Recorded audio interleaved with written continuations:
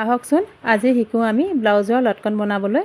যিসকলে শিকিবলৈ ইচ্ছা কৰে তেওঁলোকৰ বাবে মই ভিডিঅ'টো লৈ আহিছোঁ। প্ৰথমে কাপোৰখন চাৰিচুকীয়াকৈ কাটি ল'লোঁ।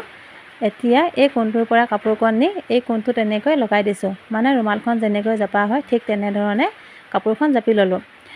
এতিয়া দেখিছেনে, এইফালে বাঢ়ি থকা কাপোৰডোখৰো এনেকৈ জাপি ল'লোঁ আৰু এইফালৰ কাপোৰডোখৰো এনেকৈ এই কোণটোৰ লগত মিলাই জাপি ল'লোঁ।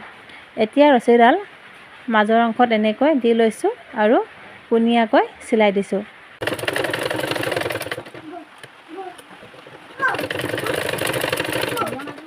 এতিয়া সমানকৈ কাটি লৈছোঁ।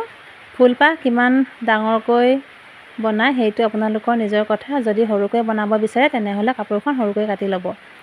এই পাহ হৈয়ে গ'ল আৰু এপাহ মই আপোনালোকক বনাই দেখুৱাইছোঁ। দুয়োটা কোণ এনেকৈ লগাই ল'লোঁ। এতিয়া এইফালৰ এই কাপোৰডোখৰো এনেকৈ এই কোণটোৰ লগত মিলাই ল'লোঁ আৰু এইডোখৰ কাপোৰো এনেকৈ মিলাই ল'লোঁ। এতিয়া আকৌ ৰছীডাল মাজত এনেকৈ দি লৈছোঁ আৰু পোনীয়াকৈ চিলাই দিছোঁ।